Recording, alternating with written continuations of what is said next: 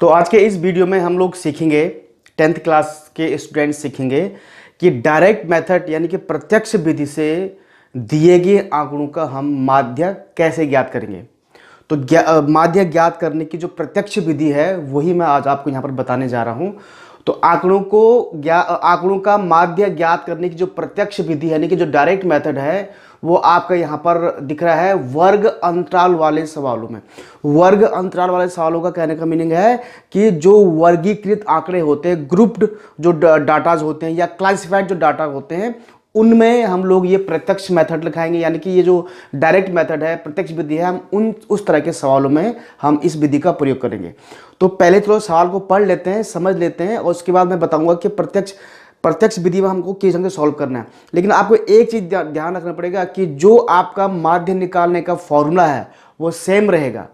तो माध्य निकालने वाला जो फॉर्मूला है उसमें हमको क्या क्या चीज चाहिए, उन चीजों को देखते हुए हम क्या करेंगे, एक यहाँ पर अलग से टेबल बनाएंगे और उस टेबल में हम उन चीजों को ज्ञात करके फिर फॉर्मूले में रख करके सवाल को सॉल्व कर देंगे। तो चलिए पहले सवाल पढ़ लेते हैं।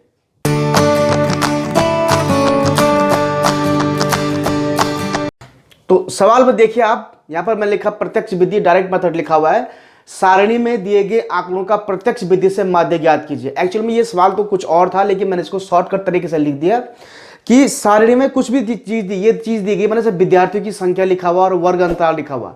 तो विद्यार्थियों की संख्या, जहां पर संख्या शब्द आ गया उसका मीनिंग क्या है, वो क्या है, फ्रीक्वेंसी यानी कि बारंबारता है, एफ। तो उसके फॉर्मूला हमें पता है कि हमारे पास जो माध्य का फॉर्मूला होता है, सपोज वो हम लोग माध्य कुछ भी माना, हमारा एक्स बार मानते हैं हम लोग, तो एक्स बार का फॉर्मूला क्या होता है, sigma F x upon sigma F. यानी कि फॉर्मूले में आपको एफ कहीं ना कहीं चाहिए। तो यानी कि ये हमारे पास क्या है, ये बारंबारता हमको मिल चुकी है। लेकिन यहां पर हमको एक्स, एक एक्स टर्म देख रहे ना, और सिग्मा एफ तो हम निकाल लेंगे बाद में। ये एक्स टर्म है, ये एक्स टर्म जो, ये एक्स पद जो है, ये 10 से 25, 25 से 40 तो हो नहीं सकता है। तो इसका मीनिंग क्या है कि ये जो एक्स है, इस एक्स को हमने डायरेक्ट मेथड में यानी कि प्रत्यक्ष विधि में ज्ञात करना है कि कैसे हम लोग उस x का मान ज्ञात करेंगे। जब x का मान निकल जाएगा तो f और x का गुणनफल निकाल देंगे, उसको हम जो है बारंबारताओं के योग से क्या कर देंगे, भाग कर देंगे, हमारा आंसर आ जाएगा। ठीक है, तो इसका मतलब आप समझ। तो अब मैं आपको यहां पर एक चीज बता दूं कि जो ये सवाल आपको दिया गया, इस सवाल में आप देखिए वर्ग अंतराल दिया गया। तो वर्ग अंतराल का मीनिंग क्या है, इस सारणी में आपको ये दिया गया है। हो सकता है कि ऐसा हो कि किसी कक्षा में किसी कक्षा में एग्जाम में प्राप्त जो प्राप्तांक है यानी कि जो मार्क्स हैं, 10 से लेकर के 25 नंबर लाने वाले कितने विद्यार्थी हैं, कितने स्टूडेंट्स हैं, 2 हैं। 25 से 40 वाले कितने स्टूडेंट्स हैं, 3 हैं। 40 से 55 7, 55 से 70 6, 70 से 85 भी 6 है, और 85 से 100 नंबर लाने वाले लड़के भी कितने हैं, 6 है। तो हमने इन सारे आंकड़ों का क्या करना है, माध्य ज्ञात करना है, हमने इसका मीन निकालना। तो कैसे निकालेंगे वो आपको देखना है। तो आपने फॉर्मूला तो पता है कि sigma F x upon F होता है, सिग्मा एफ होता है। तो यही, इसी को ध्यान में रखते हुए हमने क्या करना है, एक अलग से यहाँ पर मैं टेबल बनाऊंगा और उस टेबल में हम लोग सीखेंगे कि हम लोग कैसे एक्स निकालना है। लेकिन उस टेबल को बनाने से पहले मैं आपको बता दूं, जो ये वर्ग अंतराल आपको दिया, जो क्लासिफाइड डाटा दिया गया, जो ग्रुप डाटा आपको दिया गया, उसमें आप लोग देख रहे हैं 10 से 25 है, 25 से 40 है, देख रहा हमने 10 से 25 है, ये 25 से 40 है। तो इसमें आप देख रहे हैं कि पहले वाला डाटा में 10 से 25, दूसरे में 25 से 40 है। तो जो ये पहली वाली संख्या है इसको बोलते हैं निम्न सीमा, इसको बोलते हैं निम्न सीमा, और इसको बोलते हैं उच्च सीमा, इसको बोलते हैं उच्च सीमा। तो निम्न सीमा और उच्च सीमा यानी क्या है कि जो आपका लोअर डाटा है और जो आपका हायर डाटा है, यहां पर तो सीमा से मतलब हम लिमिट भी ले सकते हैं कि लोअर लिमिट और मैक्सिमम लिमिट जो है, उन दोनों की मदद से ही हम क्या करेंगे, x का मान ज्ञात करेंगे। तो उसको बोलते हैं इसी x, जो यहाँ पर ये x है, ये x बार अलग है, ये x अलग, ध्यान रखना। तो इस x को जो हम बोलते हैं हिंदी में, इसको हम बोल देंगे वर्ग चिन्ह, इसको वर्ग चिन्ह, और इसको बोल देंगे इंग्लिश में आपका क्लास मार्क, क्लास मार्क। तो इसका मतलब है कि x यानी कि वर्ग चिन्ह यानी कि क्लास मार्क निकालने के लिए हमारे पास निम्न सीमा या उच्च सीमा यानी कि लोअर लिमिट और हायर लिमिट, अपर लिमिट होनी बहुत जरूरी है, तभी हम लोग निकाल पाएंगे। तो कैसे निकालना है, ये x वर्ग चिन्ह कैसे निकालेंगे, सिंपल सी बात है, lower limit plus upper limit को जोड़ करके उसको 2 से डिवाइड कर देंगे तो ये कितना आ गया, इसका 35 आ रहा है और इसका 2, यानी कि ये आपका 17.5 इस ढंग से आ जाएगा। इसी ढंग से आप 25 और 40 को जोड़ेंगे तो 25 40 65 हो जाएगा, 65/2 आपके तो 32.5 हो जाएगा। तो इस ढंग से हम निकालेंगे। तो ये सारी चीज़ को हम करेंगे एक नए टेबल में, प्रारंभ करेंगे एक नए टेबल में, इसको हम लोग सॉल्व करेंगे। ये फॉर्मूला यहाँ पर अभी हटा रहा हूँ फिलहाल मैं, इस फॉर्मूला को बाद में मैं यहाँ पर लिख दूंगा। तो चलिए पहले मैं आपको इस पूरी सारणी को लेकर के एक नई सारणी, एक नई टेबल बनाता हूँ। उस टेबल में हम सारा कैलकुलेशन कर देंगे और बाद में छोटा सा एक यहाँ पर गुणा भाग जो भी होगा वो करके हम आंसर निकालेंगे। तो चलिए पहले एक टेबल मैं यहाँ पर आप लोगों के लिए बना देता हूँ।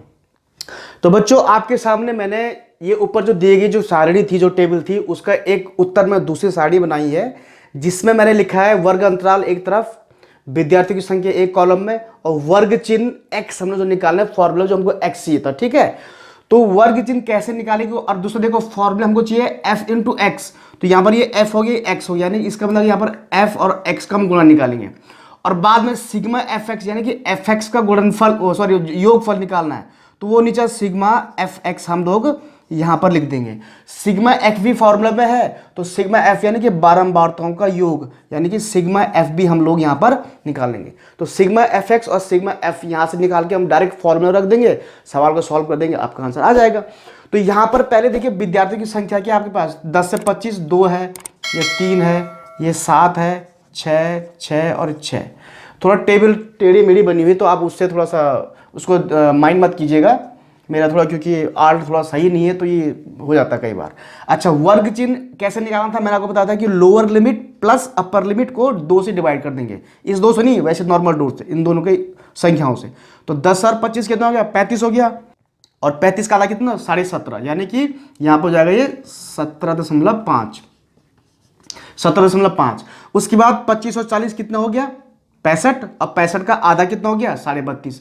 लेकिन आपको ना बार बार ये सबको जोड़ करके आधे करने की जरूरत नहीं है, आपको सिर्फ क्या करना है, जितना अंतर यहाँ पर है सेम वही अंतर आपको यहाँ पे जोड़ते जाना है। जैसे यहाँ पर 10 कितना करता है, 10 और 15 25, 25 से 15 40, 40 से 15, यानी कि 15 का डिफरेंस है, तो वही 15 का डिफरेंस आप यहाँ पे ले आइए। ठीक है, सॉरी। तो ये आपको जाएगा 32.5, थोड़ा ध्यान दीजिए, ये आपको 47.5, ये आपको जाएगा आपका 15 का 47 10 57 62.5, 62 10 72 और 72 5 77.5, 77 10 87 5 92.5। तो यानी कि आपको 15 का अंतर यहाँ भी जोड़ना है। ये 12 जोड़ करके आपको करने की सॉल्व करने की जरूरत नहीं है। यहाँ पर देखिए अभी कितना है 5 5 और 95 आधा कितना 47.5, ये देखिए आप, क्योंकि 214 2 चौका 9 94.5, 94 निकला तो 95 का ये कितना हाफ हो जाएगा। तो ये यहाँ पर जो डिफरेंस यहाँ है वही डिफरेंस आपने यहाँ पर सबको ऐड करते जाना है, ये ध्यान रखने से बात। अच्छा, इसके बाद हमको चाहिए f और x का गुणा, यानी कि f और x का गुणा, यानी कि 2 और 17.5 का गुणा, 3 और 32.5 का गुणा यहाँ रखेंगे, 7 और 47.5 गुणा रख के यहाँ पर रखेंगे। तो इन सब का गुणा करते हम यहाँ पर रखते चले जाएंगे। तो ये आपका पहले आया 2 गुणा के 17.5 7 34 और ये आपका 35। इसी ढंग से 3 गुणा के 32.5 हम यहाँ पर लिखेंगे। तो बच्चों मैंने यहाँ पर इन सब का गुणनफल पहले से लिख दिया है। 2 17.5 गुणा करके ये आया, 3 को 32.5 गुणा करके ये आया, और ये गुणा करते हुए आपका यहाँ तक ये आ गया। ठीक है, अब फॉर्मूला हमको सिग्मा एफ एक्स का योग चाहिए, सिग्मा माने योग, तो इन सब का योग, तो इन सब का योग आएगा आपका 1860.0, ये आप लोग देख लीजिएगा, और इन सब का योग आपका आएगा 30 आएगा, आप जोड़ करके देख लीजिएगा 30 आएगा। तो इस तरह से हमने इस टेबल की मदद से सॉल्व करके सिग्मा एफ एक्स का मान निकाल लिया और सिग्मा एफ का मान निकालना। अब करना क्या है, सिंपली इन मान को इसमें रख कर इसको क्या करना, सॉल्व करना है। तो चलिए रखते हैं मान। तो ये मान हम लोग जब रखेंगे तो ये सूत्र आपका है माध्य बराबर ये सिग्मा एफ एक्स। तो सिग्मा एफ एक्स का मान आपका है 1860 और सिग्मा एफ का मान आपने पहले से निकाले थे 30। ठीक है, तो ये कट के आएगा आपका 62। तो यानी कि यहाँ पर आपका जो माध्य आएगा वो कितना आ गया 62 आएगा। ये आपका क्या है आंसर है, ये आपका आंसर आ गया। तो दिए गए सारणी में जो आंकड़े दिए गए थे प्रत्यक्ष विधि से यानी कि डायरेक्ट मेथड से, उसका जो माध्य आया, जो आंसर आया वो क्या है आपका 62 आया। तो अगर आपको सवाल में अगर पूछा जाता है कि दिए गए आंकड़ों का प्रत्यक्ष विधि से माध्य ज्ञात कीजिए, तो आप इस ढंग से क्या करेंगे, सॉल्व करेंगे। तो एक छोटा सा सवाल था, बहुत बड़ा सवाल नहीं था।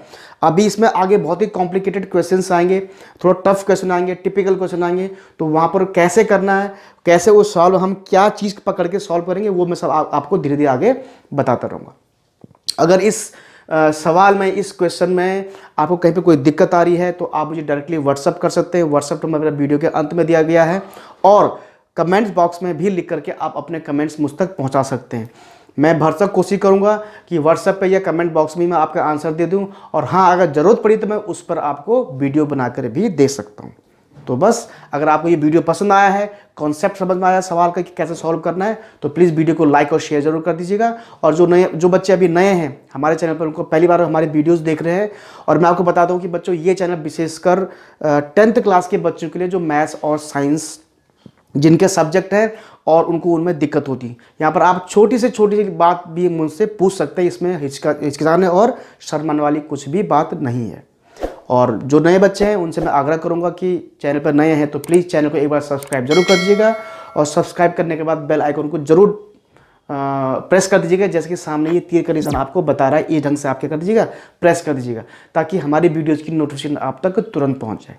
तो आज के लिए इतना ही। जल्दी आऊँगा एक नए वीडियो में, एक नए क्वेश्चन के साथ और एक नए ज्ञान के साथ।